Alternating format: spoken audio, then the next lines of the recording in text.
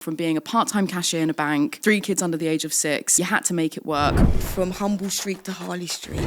A lot of people feel that they don't have enough money. It's not what you have, it's what you do with what you have. Calculating all my spending. I knew exactly where every penny and every pound was going. The financial tycoons, they all have some form of budgeting. Fear is one of the most powerful emotions there is. And if you're controlled by your emotions, especially fear, a lot of what you're doing is going to be so problematic.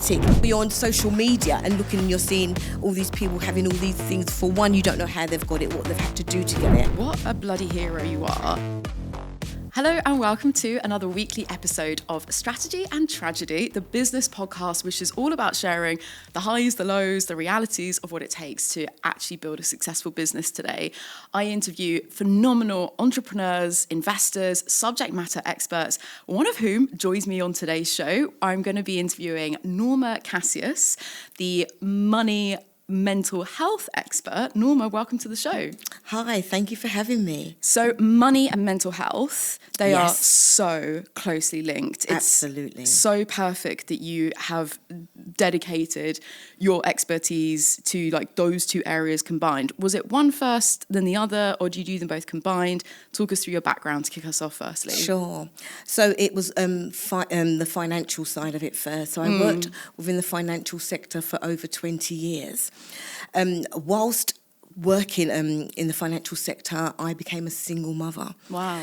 And at that point in time, I had a mortgage to pay, a car to run, 3 children aged 6 years and under, all on a part-time salary. Wow. So I had to be really, really frugal with my money. I had to be on point with my money. And I really learnt my money management practices from my parents, both my parents. And they managed their money in completely different ways. So my dad was, right now, reflecting back on it, he was like an entrepreneur. Back in the 50s, he had 2 houses in Jamaica and a dry cleaners. He then came to England. He's part of the Windrush generation, and he bought the largest house on the road. So he had all those properties. So it was like, he used to drop all these one-liners to me and my siblings. There's 6 of us. And he used to say things like, Norma, because he was from Jamaica, never ever rent a property. Because if you rent a property for 25 years and you don't pay your rent for 1 week, you will get chopped out. So that was sowed a seed in my mind, and I thought that is not going to be my fate. So at the age of 21, I bought my first property. My mum, on the other hand, so my dad was very frugal with his money, he gave her the exact penny, exact amount every week, regardless of what needs changed. And so she had to make the money work for her. Now, my dad, old school, we wanted all the West Indian food, and that was quite it's quite expensive to have that imported in. He would have his dinner on, like meat on one plate, his hard food, Jamaican food on another plate, and a separate plate. So he was that, and all these expectations and very high expectations, and my mum had to make it work. So she sewed all our clothes, even down to our underwear. Do you know what I mean? It felt like we had everything and nothing was lacking. But I now know, just reflecting back on that definitely was a skill, because she never had any surplus, do you know what I mean, for anything special. And so just gleaning from both my parents, so when I became a single parent, I had to sort of like go into automatic mode. Was I going to sink or swim? And I knew I had 3 children that I was responsible for. I said, if my mum can do it with 6, I can do it with 3. Wow, how inspiring and motivational. It's so stressful, but you're put in that situation to sink or swim, as you say. So the phrase invention is the mother of necessity comes to mind here. 100%. You have to work with what you've got. So do you mind me asking, so let's stick with this chapter of your life for a moment then. So you're part-time working in finances. What was your sort of role at that point? What was your sort of, I was a cashier. I was a cashier at that point.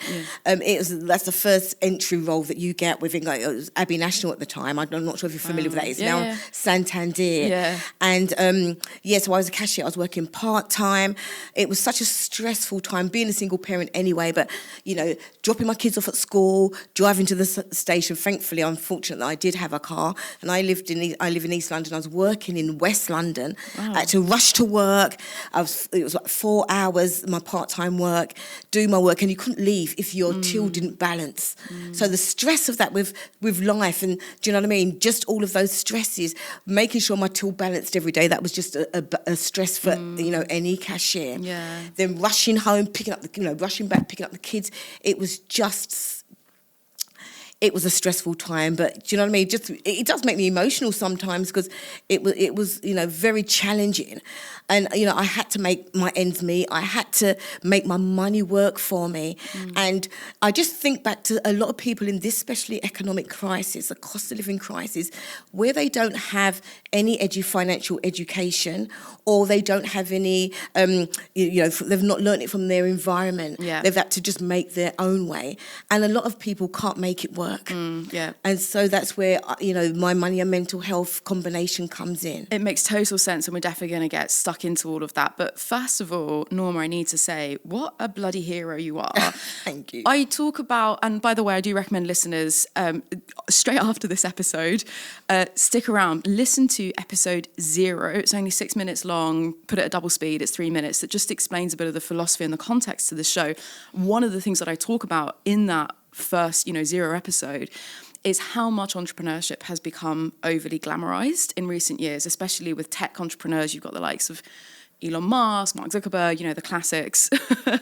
And that people like you, single mums, raising the next generation, multiple kids, balancing everything, managing a part-time job is just phenomenal. Like that's incredible. Like Elon Musk doesn't hold a flame to that at all. Absolutely. So I have to give you kudos for that. I'm even happier to have you on the show and interview you and share some of your incredible story. So again, before we get stuck into today's generation and everything else, to bridge from this first opening chapter, what are some of the biggest habits or lessons that have stuck with you today that you teach others that came from that really stressful time, from being a part-time cashier in a bank, Abbey National, 3 kids under the age of 6, you had to make it work. What were some of the things that you did that you can share with our listeners? Sure. I had to walk around with a notepad and a pen in my bag, calculating all my spending. I had to. What year was this? Sorry, the 90s? This was 1990 is when I became a single mother. Wow. My children are now in their 30s. I'm a grandmother. Yeah. So I had to be walking, and so everybody talks about budgeting. The financial tycoons, they all have some form of budgeting, because you have to know what you're working with. And so people say to me, Norma, how did you manage? In the midst of that, because I knew how to manage my money, I knew how to budget, I knew exactly where every penny and every pound was going. I could account for it, and I knew where I could assign money to. So the tracking. So you would carry around a notepad and pen. Tracking every penny. Write down kind of what you would buy at the shops. What I would make a list before I would go out. I used to be shopping in 4 supermarkets every week, and if I saw something 10 pence cheaper in the shop, I would say to the kids, "Oh, I forgot something. Let's go back." And I would literally go back to make sure that I could have, buy everything I needed. But in the midst of that tracking, I knew what I was left with. Yeah. Every year, the bank used to give us an annual bonus, and I used to use that bonus to fly my children out every year. Aww. So we went to the whole of the Caribbean, the whole of Europe. And people used to say to me, Norma, how are you doing this? This is my colleagues that are working full-time, no children, or may have a partner. And I had to say to them, it's not what you have, it's what you do with what you have. Yeah. And just sticking with your notepad and pen, mental image for a second, what I want to just highlight for listeners is the visibility, the tracking, the intentionality, you saying about writing a list before you go, it makes it that bit easier to not get sidetracked or buy another packet of crisps or whatever, you've got that. With the bonuses, what I'm curious about, oh my God, I could talk about money all day long, because I think especially as women, we have got to we have got to destigmatize. We've got to take away the taboo of talking about money, especially as women, especially as what you say, we don't get taught it in schools. So I'm definitely getting excited now.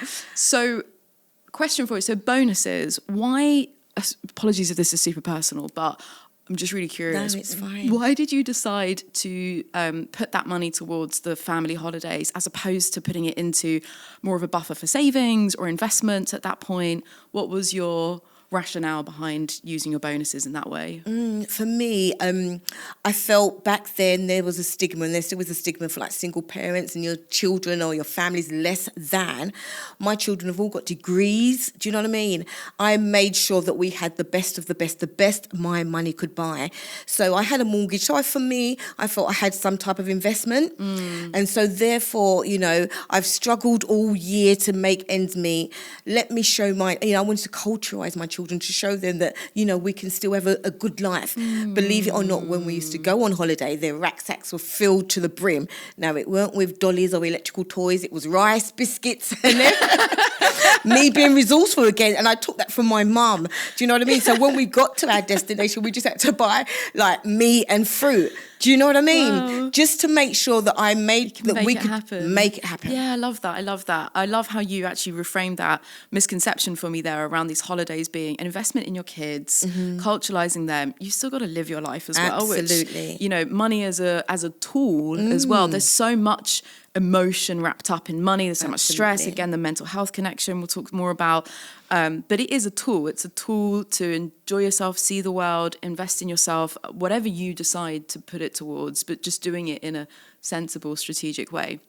Okay. All right. Amazing. So you manage your finances. So the thing that kind of stuck with you was kind of tracking everything, being intentional. So where do we go next in the story from here? How did you then build your kind of career and what it is now with the money and the mental health? Sure. So after working in finance for, you know, over 2 decades, I felt like I wanted to do something a bit more meaningful. I'm a Christian, so at church I joined the Hope Line, which is like a counselling telephone line. And people used to say, Norma, you know, you really do well with that. You really, you know, are helping so many people, the way you come across, your compassion, your empathy. And somebody suggested, why don't you go and take that up as a career? Light bulb moment. I thought, yeah, let me try it. So I went to start studying as a psychotherapist whilst still working in the bank part-time. Wow. And then I went on. It took years and years and years to qualify because it's a long process, especially doing it part-time. And so I became a qualified psychotherapist. I now have a private practice in Harley Street. These are things that people say, do you know, affirmations and whatever. And I said, I'm going to be in Harley Street, and Harley Street I am. Oh my God. Do you know what I mean? You're giving me goosebumps. This is amazing. You know, I own a few properties, one in Miami. Wow. And so I want the best my money can buy. Yeah. And I teach people to, you can live your best life without getting into debt, but you just know what to do. And so I financially and psychologically educate people because it's really about understanding the psychology of money. What do I mean by that? Your thoughts, your beliefs, and your attitudes towards spending, saving, budgeting, and making investments. Okay, so before we get stuck into that as well, I just, again, have to punctuate this point in the story with your parents. I mean, I'm not sure if they're still with us, but how proud they would be if they've seen what you've made of yourself. Like you, from the sounds of it, you know, you're completely self-made woman. You've completely pulled yourself up by your bootstraps. And this is from, you know, these people who came back over here, unknown territory, took a risk, and obviously they wanted the best for their children the same way you want the best for yours. So how incredible, what an incredible rags to riches story, I guess. Well, saying that, I've written an article for the Single Mothers Business magazine. Wow. So I'm going to be doing I'm going to be one of their guest speakers in June, and I've written an article called From Humble Street to Harley Street. I love that. Just telling my story. Yeah, and for me, it's about giving people hope. Yeah. You know, as a woman, you know, we are disadvantaged in a lot of areas. Yeah. And I'm here to show people, I mean, I'm 61 now, and people say, you know what I mean, there's no stopping me. Well, Tina Turner, I'll be Tina Turner's part of my high shoes. I'll be, you'll be burying me in my heels. Do you know what I mean? It's about having that quality of life and understanding, you know, with the economic crisis that we're in, and so many people are affected. My heart goes out to people that cannot manage their money. Yeah. So on the psychology piece then, so let's make sure I don't lose that thread. So what are the most common stresses, beliefs, I guess? What's the most common sort of money mindset that you've come across where you think, if only I had a podcast to come and talk on and let as many people know this is something I want to change and correct for a lot of people? A lot of people feel that they don't have enough money. I run a financial boot camp, and pre-boot camp, I ask people to send me all their statements so I can have a look, and to send me a budget. And when they send me the budget pre-boot camp, when we actually get to the boot camp and I start taking them through some of the processes, they are always hundreds of pounds out. Because a lot of it is guesswork. Do you know what I mean?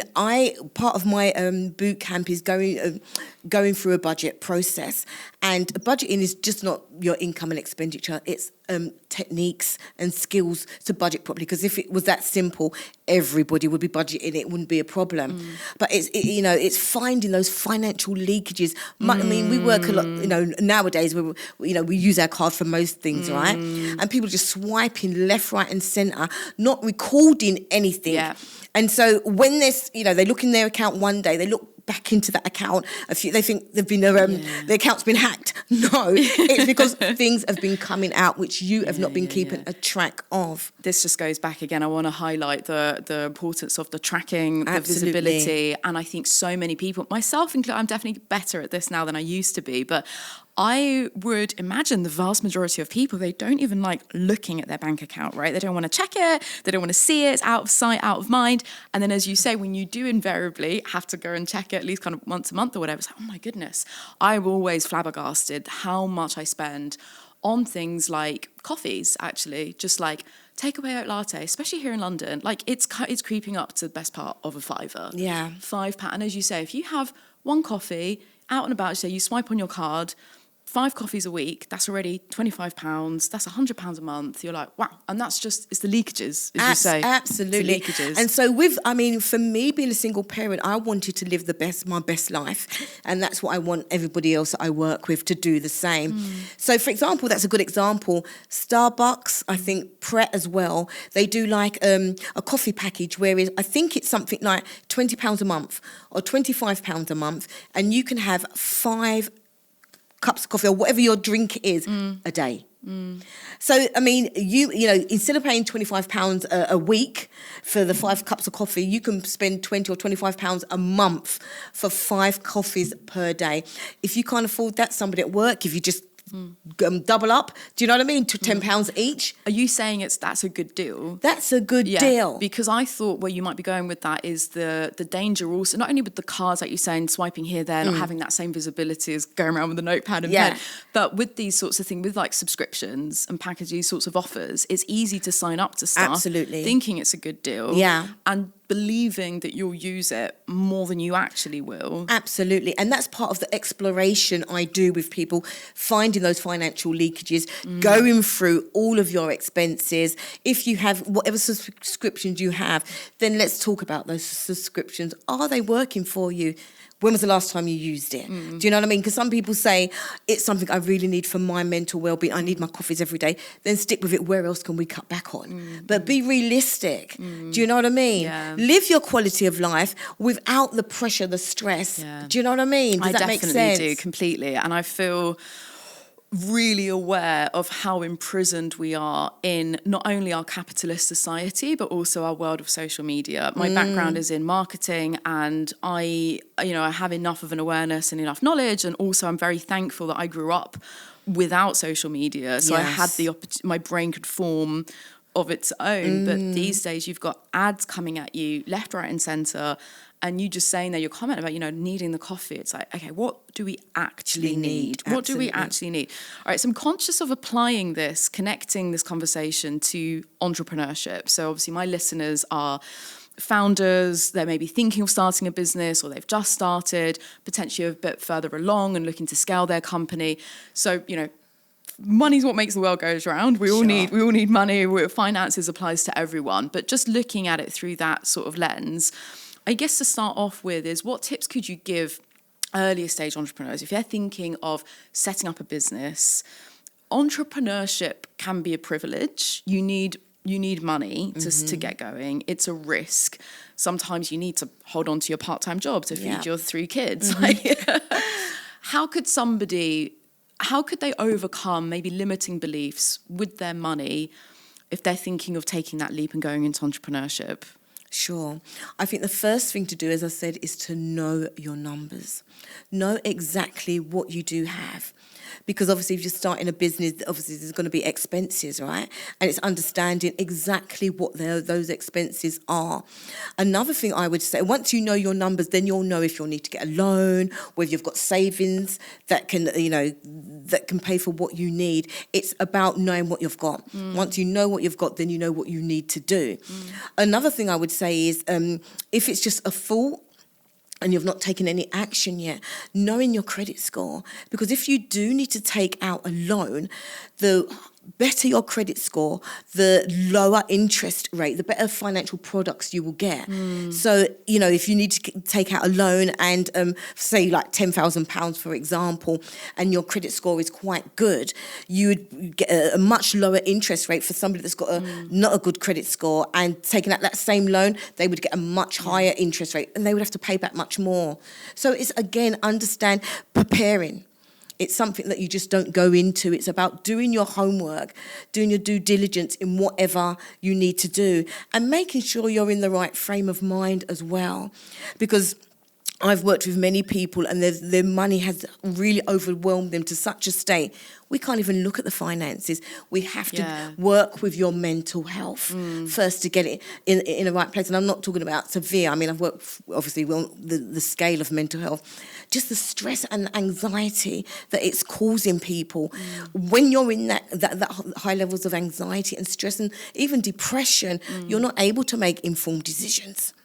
Yeah, of course, the emotions just take over, don't Absolutely. they? Yeah. And then if you are making decisions when you're in that kind of an emotional state, they're not the best decisions for you. Yeah. So that's a lot easier said than done. Absolutely.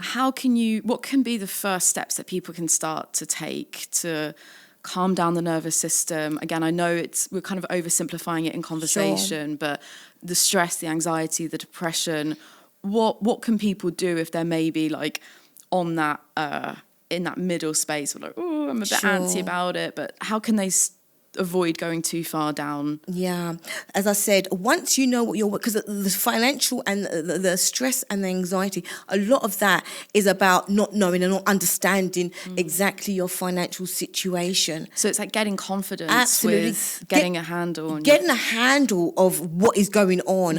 Once you are able to get a handle, and that may be that you need some financial education just to help you get a handle on what is going on. Because once you know exactly what you're working with, then that reduces your anxiety, it reduces the stress. Because you don't have that uncertainty. No, it is the uncertainty, exactly. I guess it's taking it from out of your mind and into reality. Like, right, this is what we've actually got. A lot of people are dealing with the unknown. Yeah. Not knowing exactly. And so this fear, the fear that grips people, do you know, fear is one of the most powerful emotions there is. And if you're controlled by your emotions, especially fear, then, a lot of what you're doing, it's going to be so problematic where it need not be. Yeah. So I would say if you're really worried about starting a business, just speak to somebody about your finances. If it's a financial aspect of it that's causing you the stress and anxiety, speak to somebody. A lot of the times, once you know what you're working with, it's like baking a cake. If you're not sure of the ingredients that you need, do you know what I mean? Worrying about if I've got enough. Exactly. Or hoping for the best. Or just worrying about, is it going to turn out? Once you have the right ingredients, you're confident then to go ahead and do what needs to bake that cake. Bake that cake. Yeah. And then enjoy that cake when it's ready. Absolutely. I love this cake analogy. Eliminate that anxiety. It's about the knowledge, because we say knowledge is power. Absolutely, I love that. And do you know what you're saying about what your dad used to always say? My dad used to always say that. He used to always say, knowledge is power. Stephanie, knowledge is power. So, okay. But we're saying that knowledge is power. I know that financial language, terminologies, I know so many people that immediately tense up whenever you use a word like inflation, growth rates, like anything that's financial lingo. It's like, Absolutely. I don't know, what is this? Like dark arts, this magic, like, I don't get it. And they clam up, they tense up, and it goes back to your point of they just kind of out of sight, out of mind, they hide it away, they don't want to look at it. Can you debunk some of the most common sort of terminologies that people might be put off by?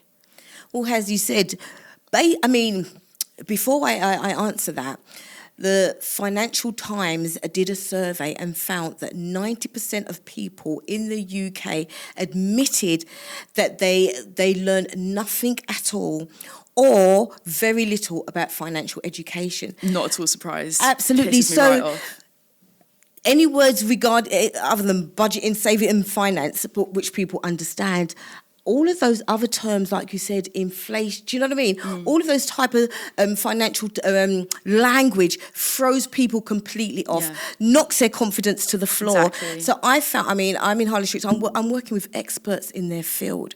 But when it comes to money, they almost regressed to like a childlike state.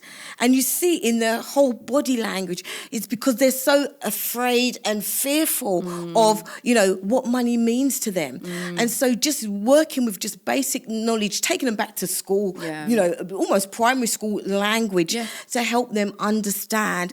And once they begin to understand that fear, that dread, it just dissipates. It just disappears. Well, if you can't even speak the language, how are you expected to get a handle on these basics? So what are the top kind of terms that you can give us some quick helpful definitions of? Right, okay. So I would say top terms is, understand for yourself that, there are some books and that people can read to help them with financial terms, but just stick with the basic, whatever you're looking for, whether it's a loan, whether it's an overdraft, whether it's a mortgage, just stick with, the basic language that that you're comfortable with.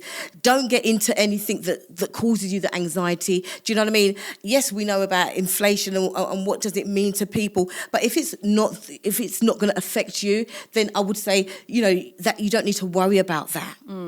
But do you think that wider macroeconomic factors like inflation and how markets are performing, how much do they affect the individual? Because they might think, it doesn't affect me, that's over there. But actually, we're all pieces of the same puzzle, aren't we? Absolutely. So, for example, with inflation, we know that's grown, it's gone up way past whatever that it was in years. And so, yes, of course it's going to. So, for example, if you've got money in your savings account, that money, because inflation will go up, what you've saved £2,000 this year, that £2,000, that your buying power will be less next year, depending on what the inflation rate is. And so those are the things that I explain to people. So some people think, there's savings. A lot of people have got quite a bit of savings, but then you're effectively losing money, aren't you? Absolutely. And so they would have credit card debt. Yeah. Say £5,000 in credit card debt, but £5,000 in savings. And think, I've got this savings. But actually your money is losing money every year because when inflation, whatever the inflation rate is, your money will be devalued to that amount of money. Yeah. So I would say take a chunk, as painful as it is, out of your savings to pay off that debt, because they're earning 2 to 3% interest on their savings, but yet they're paying 18.9% on credit card debt. Exactly. Does that make sense? Yeah, it is simple numbers. Like, I think it is really important to break it down, and it does really make me angry that these basics are not taught at secondary school, because it isn't rocket science. As you say, if you've got 18.9% interest on credit card debt and you're earning 2% on, if you're lucky, on your savings account, and the rate of inflation is 10%, it's just, I think also when you sort of throw numbers out, percentages, it's a bit like, but it's just like, look, just breaking it down. Calm down, break it down. It's like when you look at it clearly like that, you need to kind of overcome that hurdle to start taking control. Quick one. I need to tell you a bit about Patreon. If you haven't heard of it before, Patreon is the creator platform that enables people like you to support podcasters like me. I actually studied art history for all of 5 minutes, which is where the whole idea of patronage, aka financially supporting artists, comes from. Kings and queens would commission artists to create paintings to adorn their castle walls. Upper class lords and ladies celebrated their accomplishments by using their wealth to support the arts. And during the Italian Renaissance, my favourite era, the Medicis actually developed a close bond with Michelangelo, who painted the Sistine Chapel, and the Sforza family supported Da Vinci, who helped name Leonardo DiCaprio. That is a true story, by the way. Anyway, I know that you're not here for a history lesson thrown in to your business studies class, but if you're feeling like a rich Renaissance royal who wants to support your very own little Botticelli here, then Patreon is the solution for you. Simply tap the link in the show notes to select your tier of patronage to support the show. It starts from a low amount and it really means a lot to help me to continue producing these interviews that I hope you enjoy. Thank you so much for listening. Let's get back into the episode. So just again, coming back to, I want to try and keep that kind of business lens. So getting a handle on, how much it would cost to start a business, what's the buffer you've got in mind? I know that having a 6-month sort of emergency fund is always, you want to build that up first before you go and, take a risk. How about when it comes, you mentioned before about taking out loans. How much do you know about other forms of business financing? So whether it's venture capital, whether it's grants, what are the other kind of financing options that entrepreneurs would have available? Well, there are a few other options, but I would say that the payback loan, those loans that people were offered and now they have to, pay these loans back. I mean, it's understanding. I think you've got to do a lot of projection and work alongside somebody just to project those figures for you. What are they going to look like? Because yes, I mean, obviously you're going to need money to start up with, but you have to understand that anything can happen at any time. So as you quite rightly said, that emergency fund, that is so important to have built up before you, if you can. Because I mean, it's not always possible, and an unexpected event could happen that could wipe out your emergency fund. I would also say once you've got good credit, 0% credit cards, they are very good. And I really I live my life by 0% credit cards. Okay. Yeah. I've written a book called Think Like a Bank. Yeah, I was going to ask you about that as well. Yeah. Okay, yeah, cool. So basically, working in the bank, I saw how much money they was making from people like yourself and me in interest charges and financial products like mortgages, loans that we take out, that we have to pay, quite a bit of interest on. And I thought, hold on, I can do that for myself. So I used the bank's money using a 0% credit card. You get X amount of time, whether depending on how good your credit is, whether it's 3 months, 6 months, a year, to use the card, and then whatever you've used on that card, you need to pay it back within that agreed time of that term. If, however, you're not, you say you've only got 2 months left or a month left and realise you've still got quite a balance on that credit card, you can then look for another 0% credit card and transfer the money onto that. Okay, that all sounds really scary and dangerous to me, right. I'm going to be honest. Sure. So I think especially for people who struggle with self-discipline sure. and are lured by these other things they can spend money on, and, the world of the micro ecosystem of entrepreneurship, especially, if you spend a lot of time on LinkedIn, it's very easy to rubberneck and be a victim of the comparisonitis, and look at, so-and-so, sure. they've got a nice swanky office. Yeah. These guys have got, like flashy, like neon light. They've just hired 3 people. So there's a lot of that kind of vanity stuff that, all requires money. So something like these credit cards or, other sort of financing options, it sounds like it could be a very slippery slope for some people. It could be, but it's only when you've got that education that I work with people to make sure they fully understand what they're doing before they would ever take that step. Because you're quite right. If you don't know what you're doing, you could go on a tandem and get yourself in so much debt. So it's understanding what is available to you, what can work for you, and then you make the decision, the informed decision is as to, do you want to go with that financial product? Yeah. And I'm not sure how much you'll be able to speak to this, but I guess when it comes to, using money as a tool, either for the things that you need, I think necessities Wants versus, riskier investments, again, through the lens of business, because if we look at what's really necessary for a business today, you need the basic tech, right? You need, and when I say basic tech, I mean like a laptop, I mean, that was actually my investment when I set up my last business. My investment was my laptop and whatever I needed to pay my accountant to just get started. Sure. So you've got some of those, and like you need access to email, some of the tech subscriptions and everything else. And then maybe you start to kind of outsource some of your tasks to a VA, for example, to free up more of your time so you can focus on building your business. But again, with that idea of LinkedIn comparisonitis, what can you say to me and our listeners? How can you help discern between, I'll hire more people because then I'm even more freed up to go and schmooze investors or win new clients, versus what you actually need? Because at some point you've got to take a risk, is what I'm saying. So what can you speak to in terms of assessing that risk tolerance? You've got to spend money to make money, but not going too far with it. Yeah. Well, everybody's risk adverse is on a different level. So you have to understand that for you, because you don't want to take a risk and then you're stressing it's affecting you psychologically. So that, what is it going to cost you? And I say to people, whenever they're going to step out and do anything, make any financial decisions, what is it going to cost you? Not just financially, psychologically, emotionally.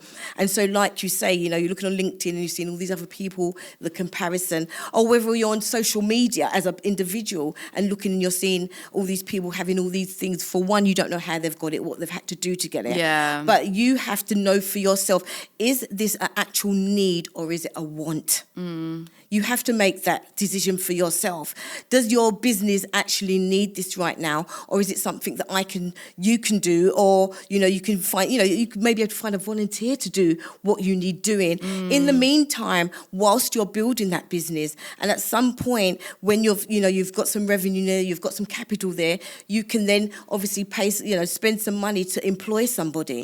But some people, when they first start a business, they want everything right now, today, right? Yeah. And that's not possible. And they may, employ people and then realize, oh my goodness, my business is not, they've projected all these things, my business is not, making the money that I projected. Then how's that going to, affect you psychologically? Then you start sinking. Absolutely.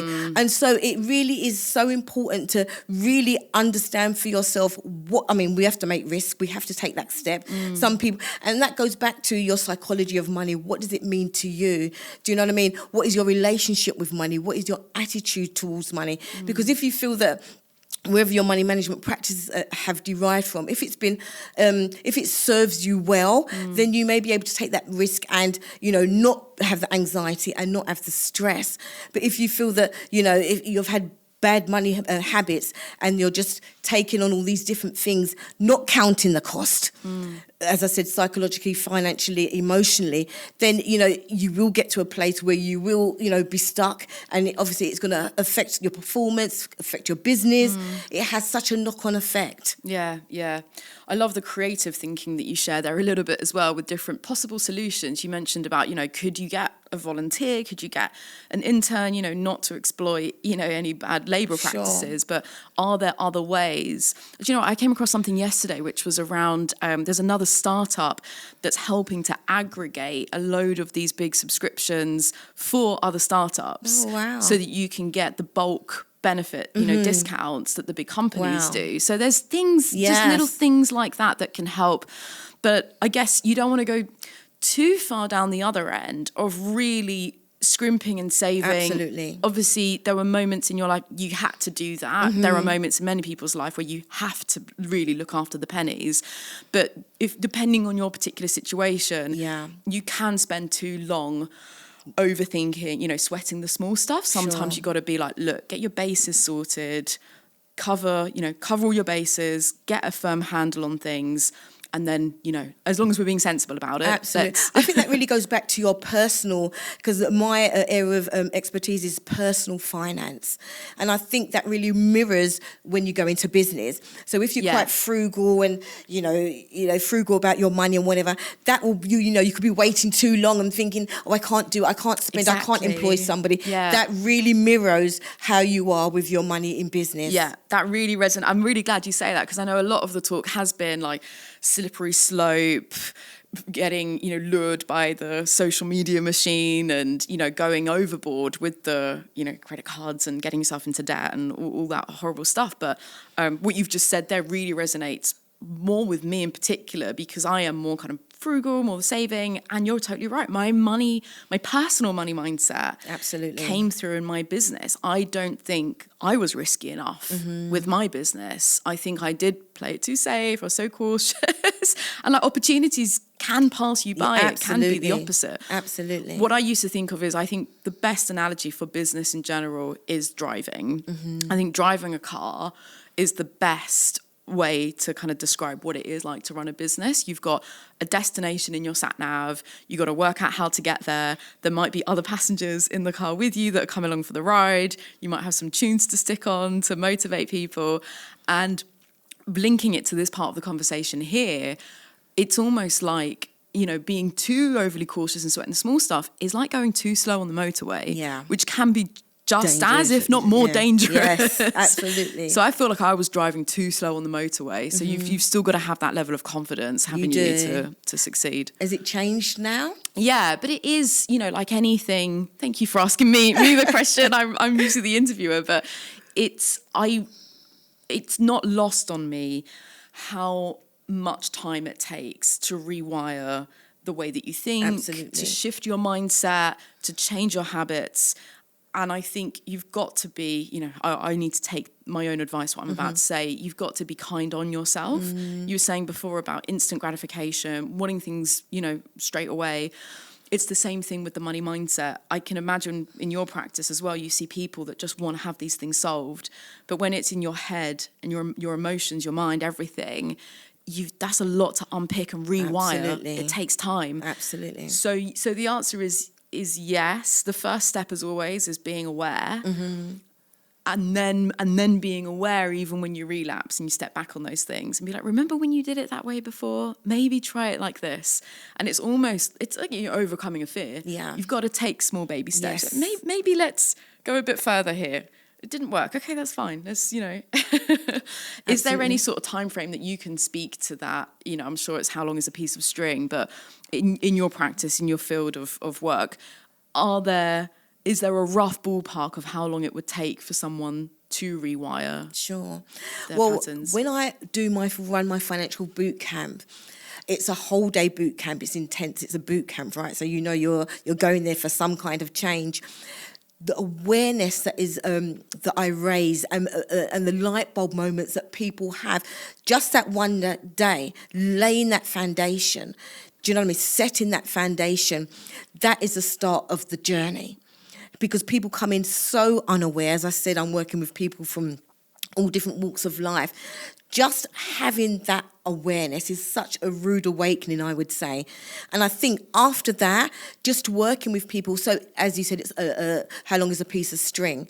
Because as you probably might experience, I don't know if you've got siblings, but, you can have, your own siblings that come from the same household. Their money management practices are completely different. And it's like, what? Do you know what I mean? We've all had the same experience. Yeah, funny that. So, absolutely. And so somebody could be really good with their money, another person's just really just a spendthrift. Do you know what I mean? How funny. And somebody's really frugal. Yeah. So, and you've all come from learnt the same kind of, been exposed to the same thing. That's so funny, isn't it? Because I can totally imagine, I'm sure I know some individuals as well who have maybe grown up in a frugal household. Yeah. I'm kind of like you, I guess, where it's like, that taught me a good lesson, that sort of rubbed off on you.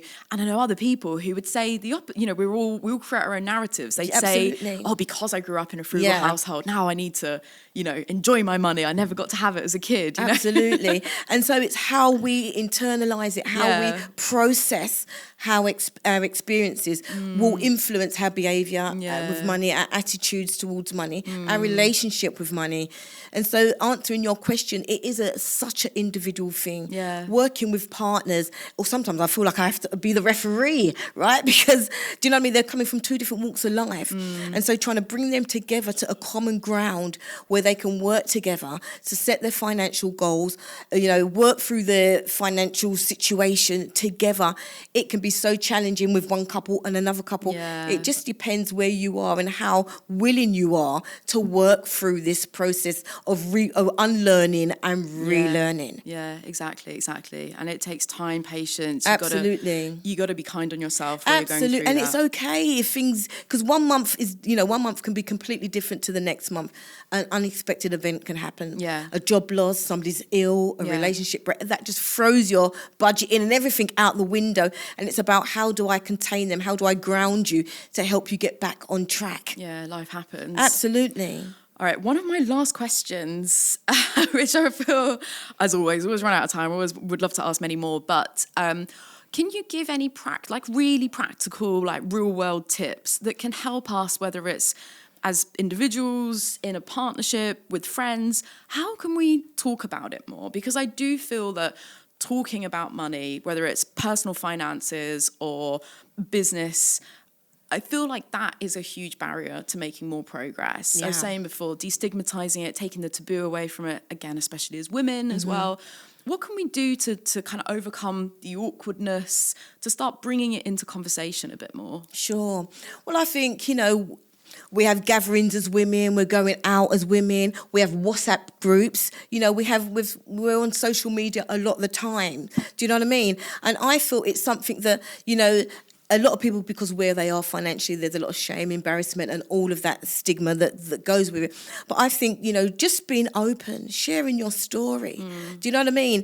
And I think this is the perfect time because of the cost of living crisis. So this isn't the time for people to look down at the next person, because, you know, most people are affected in one way or another. Yeah. And just sharing some of your experiences could really be so helpful. As basic as it may be, it could really be just, you know, people think, oh my God, I'm going through the same experience. Just being, you know, I would say be open and share as much as you can. Feel comfortable with, do you know, with the people you feel safe with. Yeah. I think that's so important. Yeah, nice, lovely. Norma, thank you so much for your time. What a pleasure, what a privilege to hear some of your story and hear some of your pearls of wisdom. Finally, before we wrap, is there anything else that you'd like to share that I haven't already asked you about? You think, oh, I wish you'd asked me that question. Anything that I haven't already covered? I just think that, you know, money and mental health is such an important topic, subject that really needs to be exposed. Next month is Mental Health Month. The 13th to the 19th is Mental Health Week, and they're going to be campaigning with regards to all different issues of mental health. Money and mental health it's just not out there. People are not talking about it. And I think it's something that really needs to get the exposure so that people can start talking about it, so that we can start looking at ways to help people more. Yeah, wonderful. Norma, you're doing incredible work. Well done, you. Thank you. I'm so impressed and in awe of everything you're doing. So big pat on the back. Well done. Thank you. I hope you've really enjoyed this episode. Thank you so much as well for listening and supporting the show. Hit that subscribe button if you haven't already. It doesn't cost anything. And episodes are weekly, so tune in to next week's episode and hopefully see you there.